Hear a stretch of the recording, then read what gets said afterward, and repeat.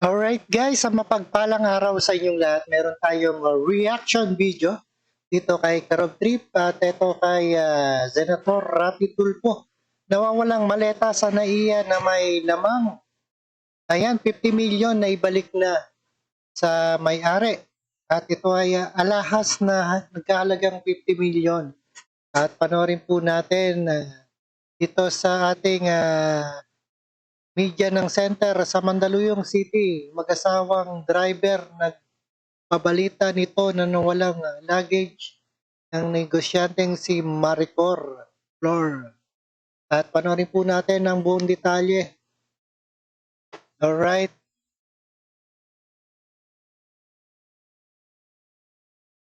Alright. Pasok. Halika, pasok ka na.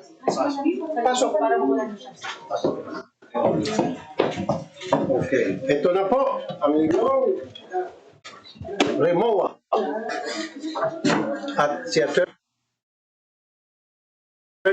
Abo yung nag-facilitate na para maisoli ito ngayon kasama yung kanyang kliyente, yung si Mrs. nung nakakuha nito, yung taxi driver, and then the daughter. Now, would you like to open this, ma'am? In front of everybody?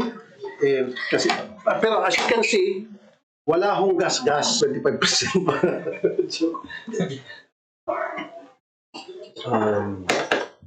Yun. Actually, 500 lang sana niisip niya. Sabi ko, maliit yung 500. Lucky mo, 1 million yung reward. Yun. So, because of that also, marami mga nag-message. Matter of fact, may pumunta rito kahapon. Yeah, and that person pumunta, kilala yung husband niyo po. Kaya sinabi ko sa radio, meron kami informante na kilala. Sinabi ko nga, pati pamilya, aso, pusa, mga pangalan nila. Pero mali ata doon send sa lolo. Ano yun? Wala na po. Hindi, biniro ko lang yun, dinagdag ko lang yun.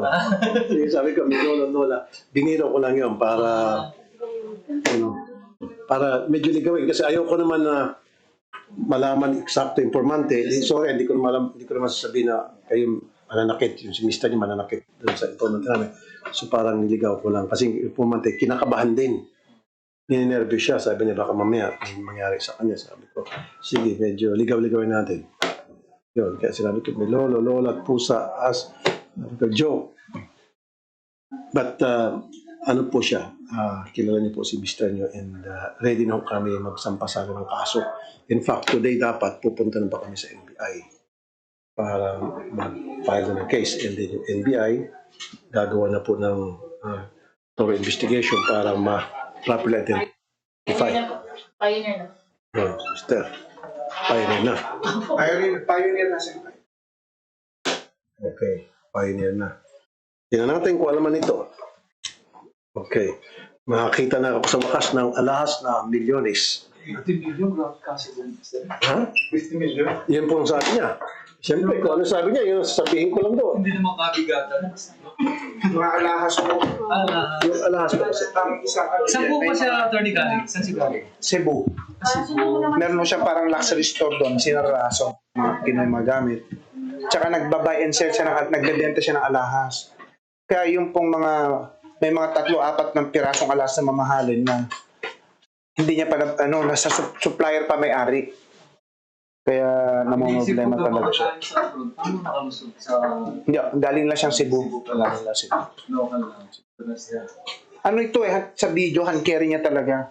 Kaya lang ba't hindi niya pa naisipang bit-bitin sa binintay niya po. Hindi, kasi, Nung makasalubong yung driver, akala ako kunin ng driver. hindi. Marami mga netizen din nag-bash mo una, pero they have to realize na yung father niya ay naghihingalo po sa ICU. Malala. Kaya Critical yung kalagayan, wala sa isip. So, kumbaga lutang.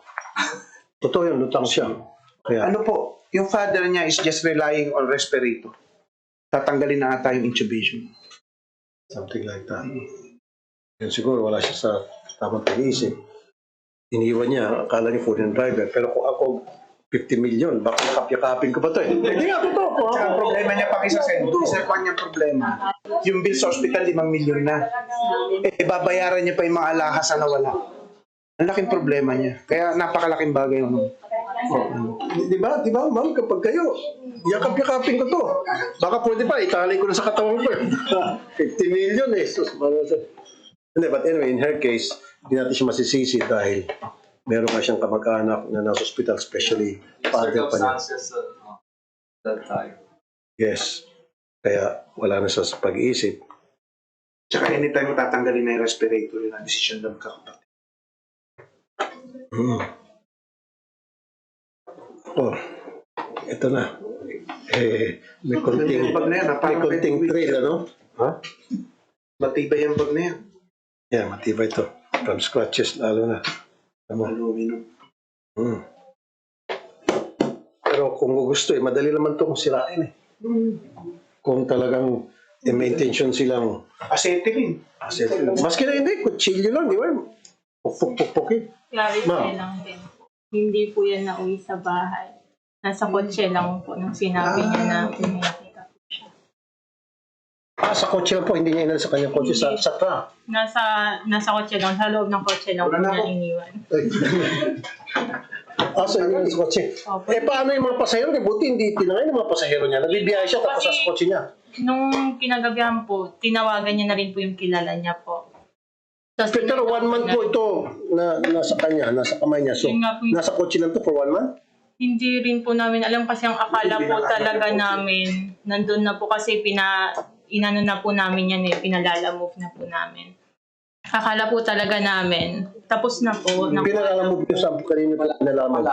Doon po sa sa address po nung kakilala po ng papa. Ipapalalamove pa lang. Wala. Pinalala-move na po. Napalalamove na po. Opo. Napunta na doon sa address ng Opo. kaibigan. Sino po yung kaibigan?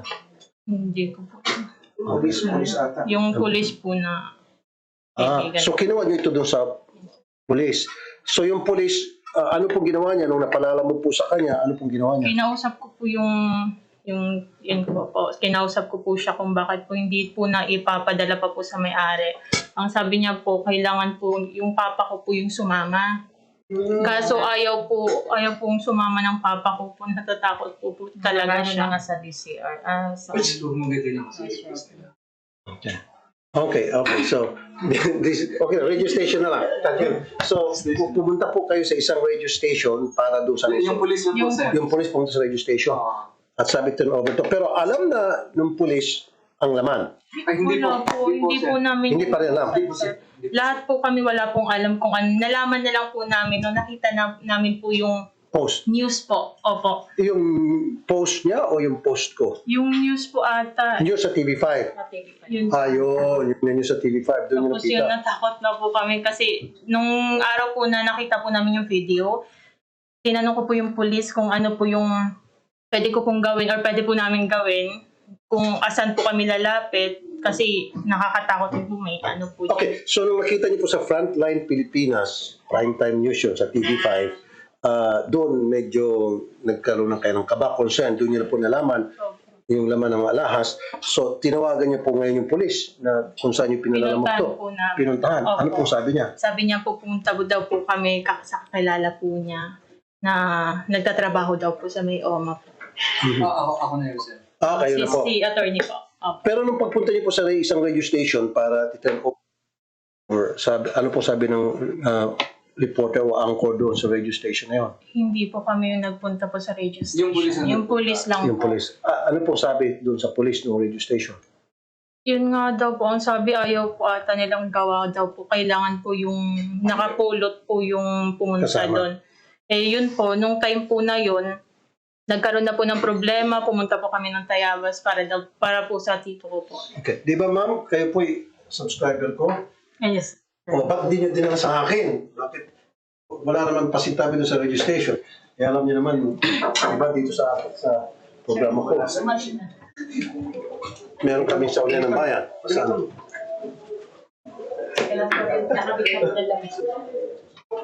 Pasensya naman ma'am, pinagpantay ko kayo.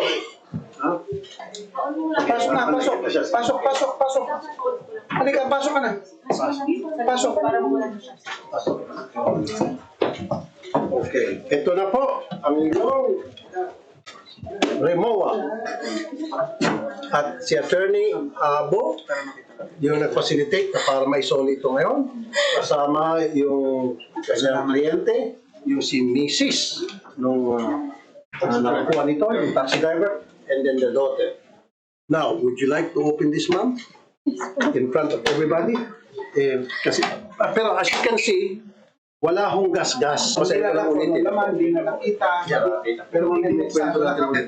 Sige, okay ma'am, paki-open. Okay, sino yung may code dito? Let's open it.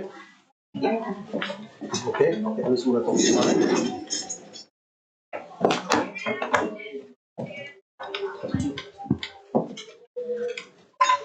Sorry.